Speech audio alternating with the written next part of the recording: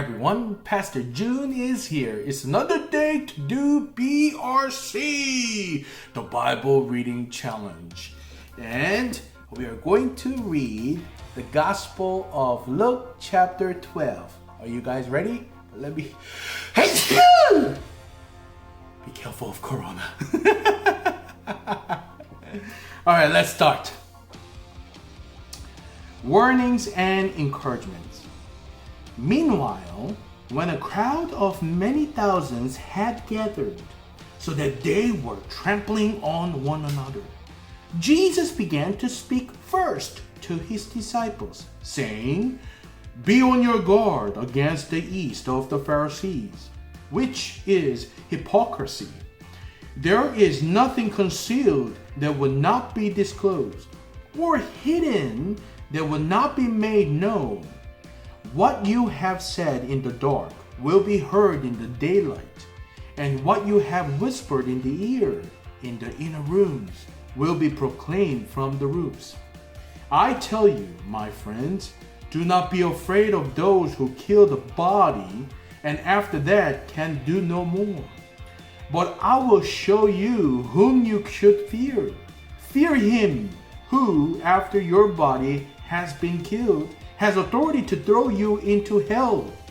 Yes, I tell you, fear him. Are not 5 sparrows sold for 2 pennies? Yet not one of them is forgotten by God. Indeed, the very hairs of your head are all numbered. Don't be afraid, you are worth more than many sparrows.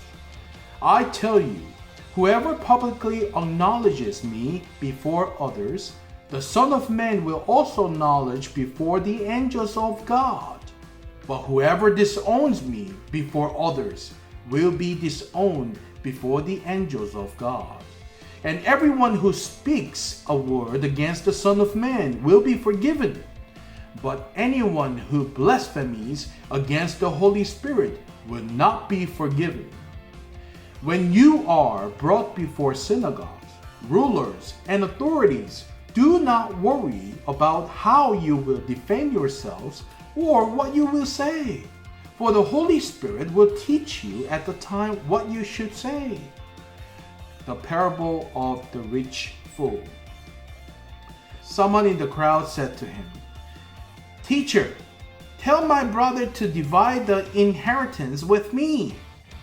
Jesus replied, "Man, who appointed me a judge or an arbiter between you?"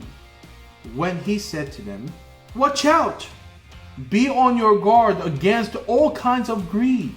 Life does not consist in an abundance of possessions." And he told them this parable. The ground of a certain rich man yielded an abundant harvest. He thought to himself, "What shall I do? I have no place to store my crops." Then he said, "This is what I'll do. I will tear down my barns and build bigger ones, and there I will store my surplus grain. And I'll say to myself, you have plenty of grain laid up for many years. Take life easy, eat, drink, and be merry."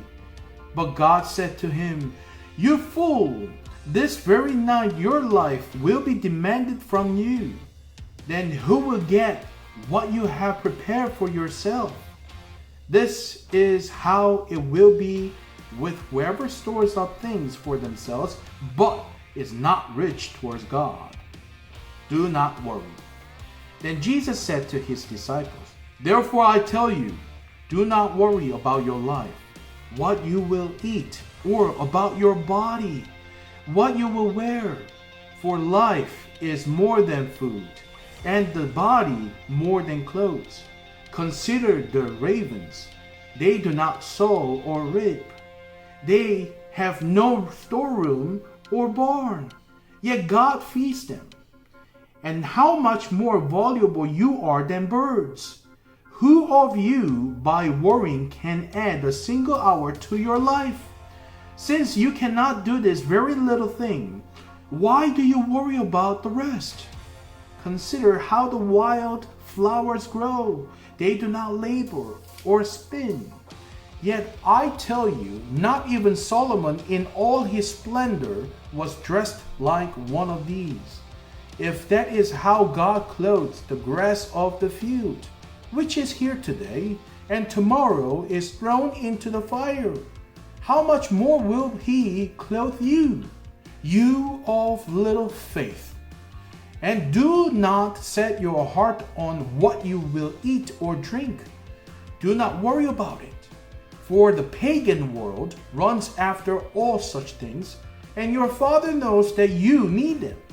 But seek his kingdom, and these things will be given to you as well.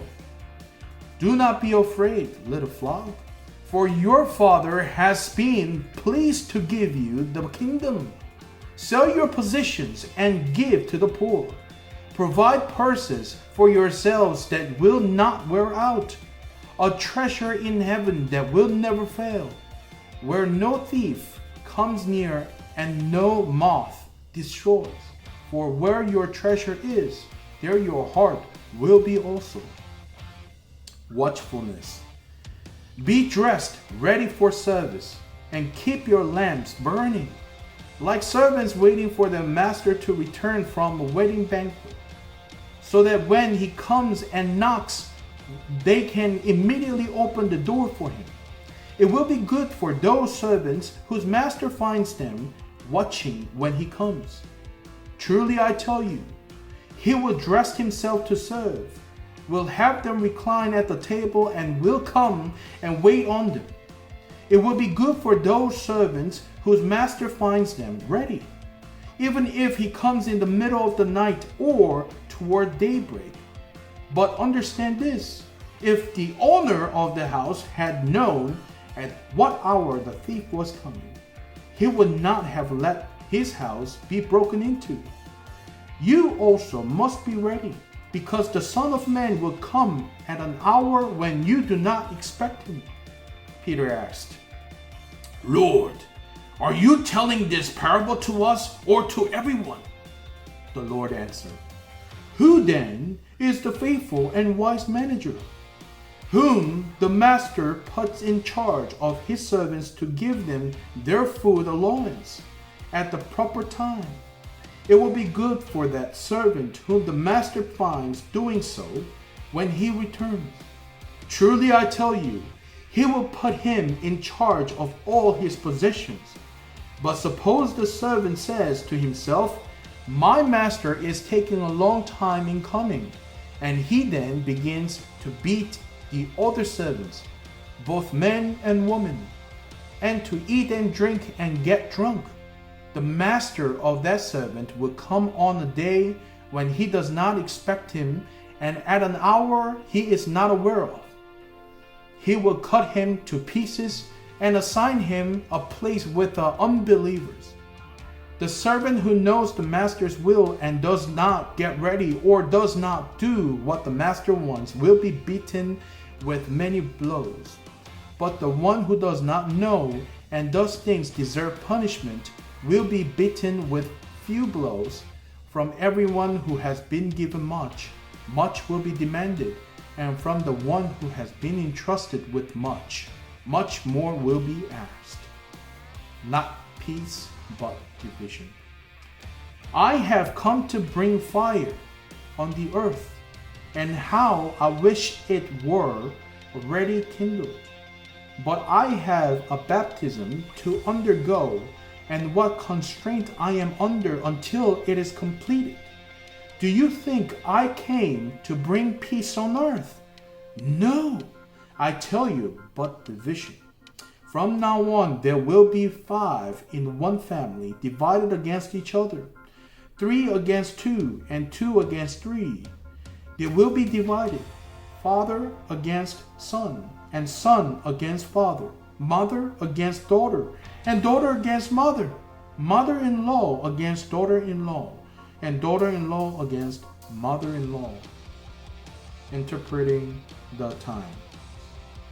He said to the crowds, When you see a cloud rising in the west, immediately you say, It's going to rain, and it does.